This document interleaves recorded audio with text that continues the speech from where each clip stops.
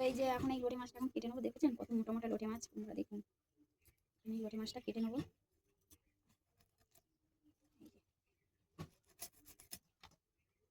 আপনারা কে কে লোটে মাছ খেতে পছন্দ করেন অবশ্যই জানাবেন। এই লোটে মাছটা কেটে নেবো। এই দেখুন এত মোটা লোটে মাছ যে পিচ হচ্ছে, দেখেছেন?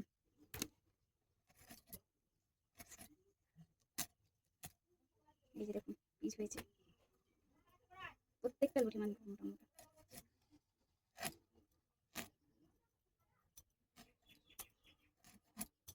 লোটে মাছটা এরকমভাবে কেটে নিই, কেটে ধুয়ে বেছে রান্নার সময় দেখা হচ্ছে। লোটে মাছ ধুয়ে নিয়েছি, ধুয়ে আর এই যে এখানে টমেটো কুচি নিয়েছি, পেঁয়াজ কুচি, এখানে রসুন, আদা, হলুদ, ঝালের গুঁড়ো, জিরের গুঁড়ো আর এদিকে লবণ। সব মশলা একসাথে দিয়ে মাখিয়ে নেব। এখানে সব মশলা আছে, এই যে দিয়ে দিলাম দিয়ে আর এই যে মাখিয়ে নেব। তেল দিয়ে দেবো, সর্ষের তেল দিয়ে এই যে মাখিয়ে নিলাম।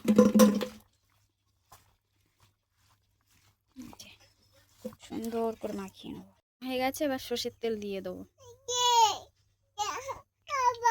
মাখানো হয়ে গেছে, কড়াই তেলও গরম হয়ে গেছে, এবার আমি দিয়ে দেবো।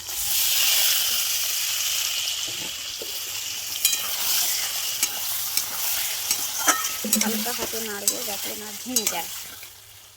জল উঠে গেছে, দেখুন কত সুন্দর জল উঠেছে। এখানে একটু নেড়ে দেবো, এই যে আস্তে আস্তে করে নাড়বো যাতে না ভেঙে যায়। এই